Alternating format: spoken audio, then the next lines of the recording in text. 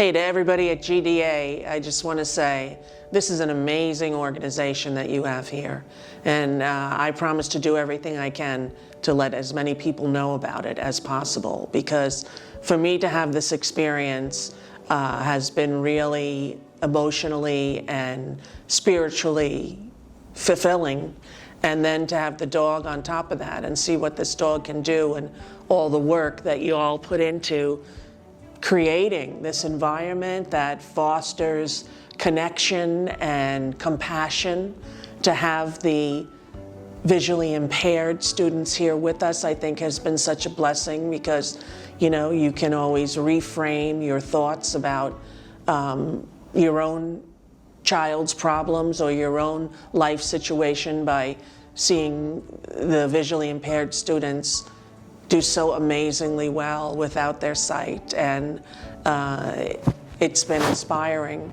It's not often that you get to hang around with a bunch of blind people, and it's been so wonderful to get to know all of the 12 students here, and 6 of them service dogs and 6 of them guide dogs. But I love this place, and I'm very, very, very grateful. I really am. I'm really most excited about Kuma and Clay meeting, because my child's autism has been increasing in some ways, the symptoms, as she goes more inward and inward. She doesn't like to leave the house. She doesn't have friends over, and she doesn't go to friends' houses, and she doesn't really have that many friends. And to think of the companionship alone that she's going to have with this dog, really, it gets me choked up, just to know that when she's on her iPad and doing all her stories and imagination in her bedroom, she's not going to be up there by herself. She's going to have someone there to tell her secrets to, and to be with her. And I didn't know how excited she was, because she hadn't been talking about the dog for the last 2 weeks. She had a lot of anxiety before I left, but I just spoke to the teacher at her school, and the teacher said it's all she's talked about for the whole week.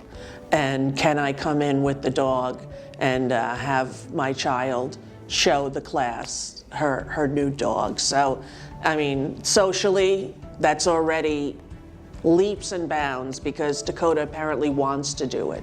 And before this, she wouldn't even go into class if she was 2 minutes late, because she didn't like people looking at her.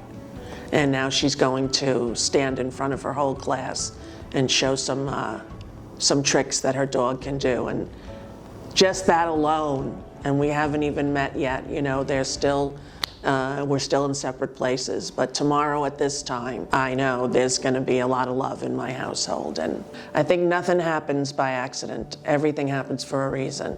And I know there's a reason that I bumped into Russ and then ended up being able to find the courage past my fears to get here. So thank you, everyone. I am eternally grateful, truly.